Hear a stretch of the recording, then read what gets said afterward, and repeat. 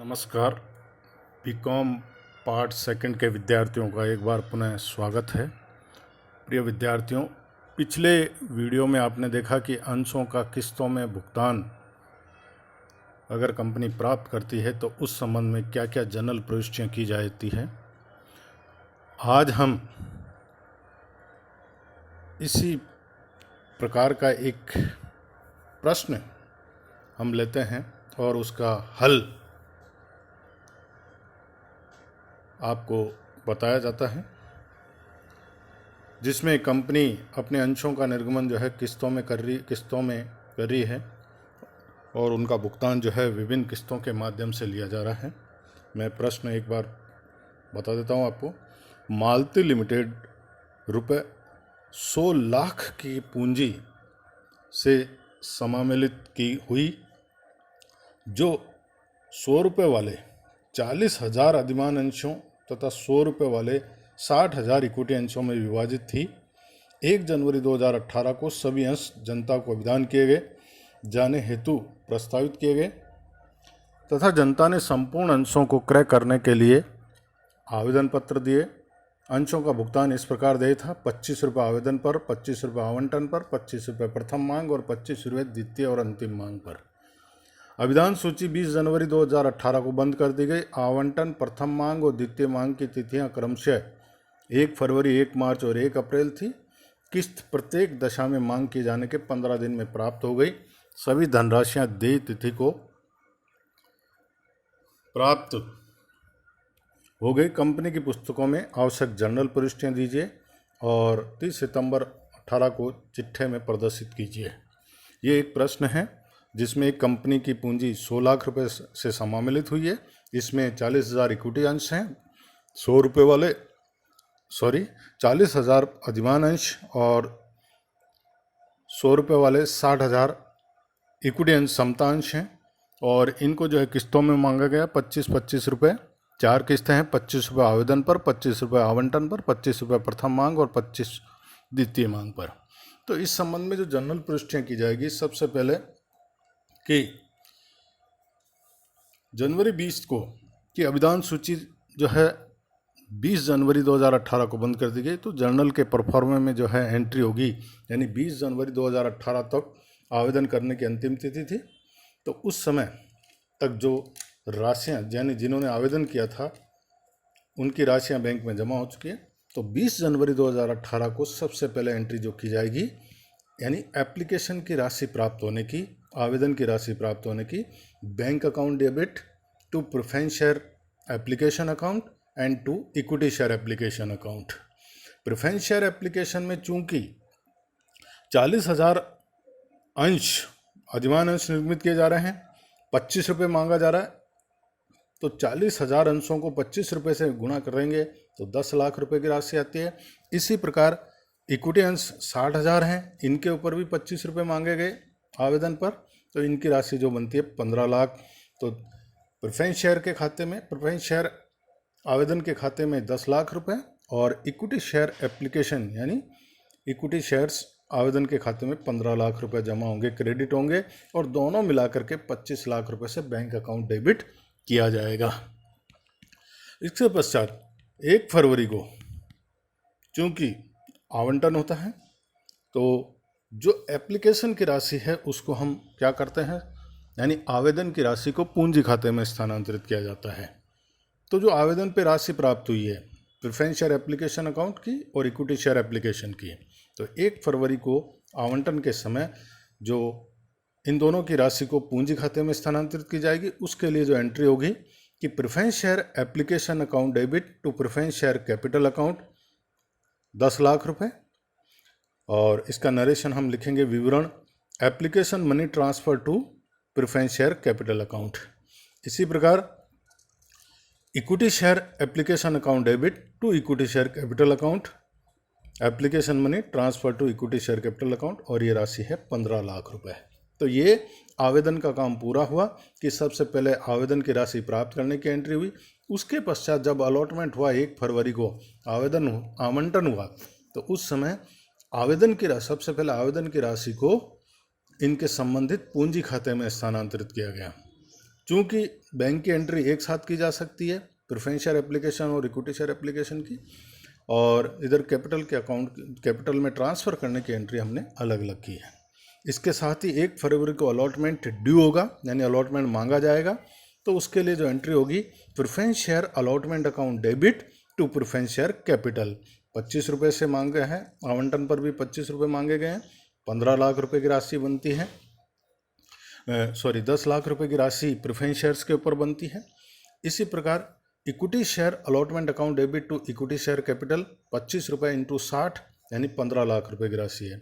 इसी के साथ 15 फरवरी तक यानी 15 दिन में जो है प्राप्त हो गई है एंट्री ये राशियाँ, तो उसकी जो एंट्री की जाएगी bank account debit to preference share allotment account to equity share allotment account, 10 lakh रुपए प्रेफरेंस शेयर्स के और 15 लाख रुपए इक्विटी शेयर्स अलॉटमेंट के खाते के, तो कुल मिलाकर बैंक खाते में 25 लाख रुपए डेबिट होंगे। तो ये अलॉटमेंट की राशि प्राप्त करने की एंट्री। इसी प्रकार 1 मार्च को फर्स्ट कॉल ड्यू हो जाता है, तो सबसे पहले ड्यू की entry preference shares first call account DR to preference shares capital account 10 lakh रुपए से, चूंकि 25 रुपये मांगे गए यहाँ पर भी फर्स्ट कॉल के ऊपर, equity share first call account debit to equity share capital account 15 lakh रुपए से राशि। फर्स्ट नरेशन हम लिखेंगे विवरण इसका, first call due on 60,000 equity share at the rate of ₹25, ये 15 लाख रुपए से।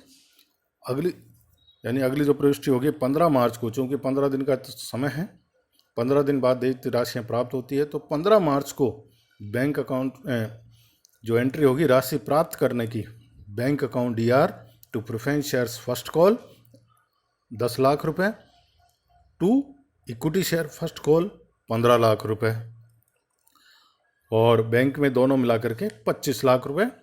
विवरण हम लिख देंगे, first call money received on preference shares and equity shares.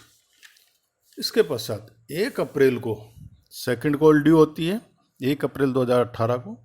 वही सबसे पहले ड्यू होने की एंट्री है कि preference share second and final call account DR to preference share capital account, चूँकि यहाँ पर भी 25 रुपये मांगे गए हैं, 40,000 अंशों पर 25 इंटू 40,000 करेंगे तो 10 लाख रुपए की राशि आती है। इस एंट्री का विवरण भी लिखेंगे, second and final call due on 40,000 preference shares at the rate of ₹25। इसी प्रकार इक्विटी शेयर्स पे कॉल ड्यू होने की entry, equity share second and final call account DR to equity share capital account 25 रुपये से 60,000 अंशों के ऊपर 15 लाख रुपए की राशि बनती है, तो second and final call due on equity share at the rate of ₹25। इसके पश्चात इन दोनों की राशि प्राप्त हो जाएगी 15 अप्रैल को, bank account debit to preference shares second and final call account 10 lakh रुपए to equity share second and final call 15 lakh रुपए, दोनों मिलाकर के 25 लाख रुपए। तो second and final call money received on preference shares and equity shares. तो इस प्रकार ये एंट्रियाँ की जाएगी। जनरल एंट्री जो जर्नल ऑफ मालती लिमिटेड है कंपनी, उसकी पुस्तकों में अंशों के निर्गमन के ऊपर यह जनरल प्रविष्टियाँ की जाएगी। चूँकि यहाँ पर प्रेफरेंस शेयर्स और इक्विटी शेयर्स एक साथ निर्गमित किए गए हैं, तो इनको आप चाहें तो अलग अलग जनरल एंट्री भी अलग अलग की जा सकती है और चाहें तो एक साथ भी की जा सकती है, जैसा कि मैंने यहाँ पर बताया है, बोला है आपके सामने। ध्यान रखें कि एप्लीकेशन की राशि सबसे पहले प्राप्त की जाती है, उसके पश्चात उसको कैपिटल में ट्रांसफ़र किया जाता है। बाकी की आवंटन, फर्स्ट कॉल, सेकंड कॉल, बाकी की जो कॉल्स हैं, किस्तें हैं, उनमें पहले ड्यू की एंट्री की जाती है, यानी देय होने की एंट्री की जाती है, यानी पूंजी खाते में स्थानांतरित किया जाता है। उसके पश्चात उसकी राशि प्राप्त होने की एंट्री की जाती है, जबकि आवेदन पर पहले प्राप्त होने की राशि एंट्री होती है और उसके पश्चात उसको पूंजी खाते में स्थानांतरित करने की एंट्री जनरल प्रविष्टि की जाती है। ये ध्यान रखें। अब जैसे इसको चिट्ठे में दर्शाएंगे, चिट्ठे में लायबिलिटी साइड के अंतर्गत यह दिखाया जाएगा। कैपिटल है, चूंकि लायबिलिटी साइड में balance sheet of Malti limited के नाम से सबसे पहले इक्विटी एंड लायबिलिटीज हेड जो है उसके अंतर्गत share holder fund, share holder funds के अंतर्गत सबसे पहले शेयर कैपिटल। चूंकि कंपनी 40,000 अधिमान अंश 100 रुपये वाले और 60,000 इक्विटी अंश 100 रुपये वाले इनसे समामेलित हुई है, तो ऑथराइज कैपिटल यानी अधिकृत पूंजी भी यही होगी। तो पहला जो हेड होगा अधिकृत पूंजी का कि 40,000 ऑथराइज कैपिटल में हम दिखाएंगे 40,000 preference shares of ₹100 each and 60,000 equity shares of ₹100 each, total 100 lakh रुपए से पूंजी ये होगी 40 लाख और 60 लाख का टोटल। यहाँ पर हम इसको बंद कर देंगे।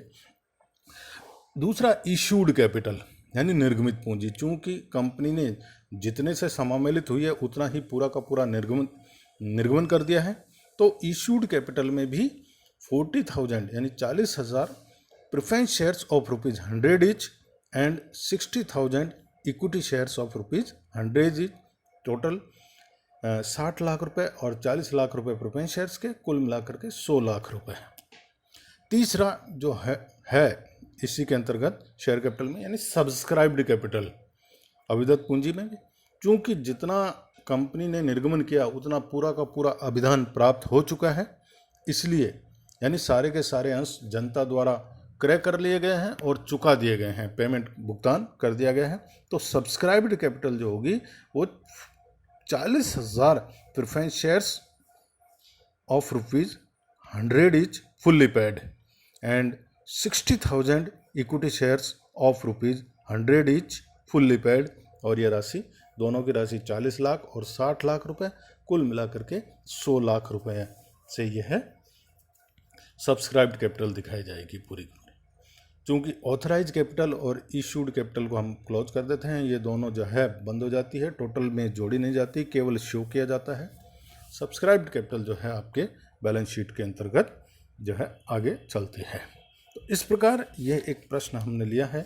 इस प्रश्न को प्रिय विद्यार्थियों आप घर पे भी अपनी जो पुस्तक है उस पुस्तक से करें, प्रैक्टिस करें। कोई भी प्रॉब्लम हो तो आप इस पर संपर्क कर सकते हैं। धन्यवाद।